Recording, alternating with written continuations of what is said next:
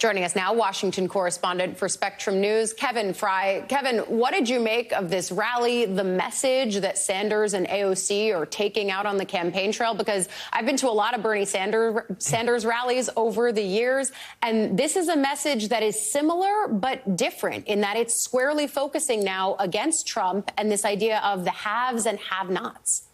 Yeah, and it's worth noting that not only were they in L.A. over the weekend, but they also went to, and this is not necessarily a place we think of when we think of liberal bastions, they went to Utah. They were in Salt Lake City, and they estimated around 20,000 people at that event. And as you mentioned, this message is really honing in on kind of this populism that really tries to push back on Trump, but also a new target in the sense of Elon Musk, representing, as they argue, kind of this billionaire class that is keeping the public down and now is meddling in the federal government and undermining federal services. And so you have these kind of multiple threads that they're pulling at as part of this. It also comes, of course, as Democrats are looking for someone to be energized and angry and express their frustration. And it seems, based on this weekend and also when they did a similar rally tour out west in March, that this is kind of one outlet that Democrats are leaning in on.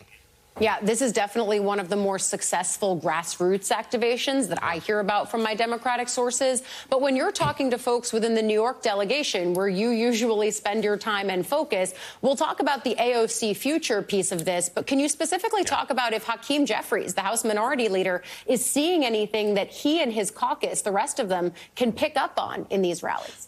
Right. So a week or so ago, after kind of the last round of all of these, I asked Jeffries about kind of what role he sees AOC playing. She, of course, tried to rise to become the top Democrat on the House Oversight Committee without success on that front. But he basically argued she plays a powerful voice in the coalition. We have seen Jeffries, who, of course, has faced a lot of flack up until about a few weeks ago for not being out there enough, for not being aggressive, for being too lawyerly in his way of doing business. We have seen him certainly kind of up the ante when it comes to the various events he's doing. He's using a little bit more salty language, shall we say, in some of his pushback against Trump, trying to do some mass appeal. And I will say that the message that you're hearing from AOC and Bernie does lean in on something that Jeffries and Schumer and other Democratic leaders have been making writ large, which is kind of this economic message that Trump is out for the billionaire class, that his tax cuts that are part of this big one beautiful bill are going to benefit the billionaires, and that he's not looking out for the common American.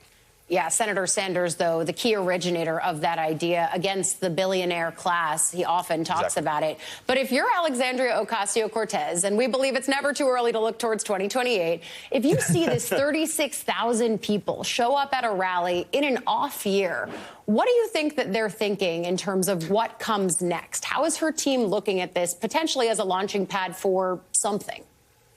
Something is the right question here. I mean, I think back just a few weeks ago when she was really at the forefront of this kind of pushback against her own state's senior senator, Chuck Schumer, over his handling of the budget bill, spending bill, I should say, rather, where she was suddenly being talked about very adamantly as should she be running against Schumer? Should she be challenging him? Now, that's still several years off. He's not up for re-election for a few more years.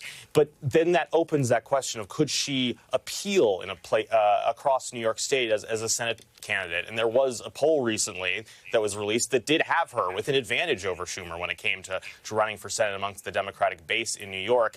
Whether it extends beyond just the Senate, they're not showing their cards on that front quite yet. Not showing their cards, but I will say you listened to Senator Schumer. He was on Morning Joe with us to end the week last week. He has a big fight coming up on his hands when it comes to reconciliation, the larger budget battle where Republicans are going to try to force a lot of these issues on spending cuts, on entitlements, all of these things, part of that key economic message that Democrats from Schumer to Jeffries are all trying to push. Kevin Frey, will have you back to talk more about it as they get deeper into the process. For now, thank you, my friend, for coming on with us.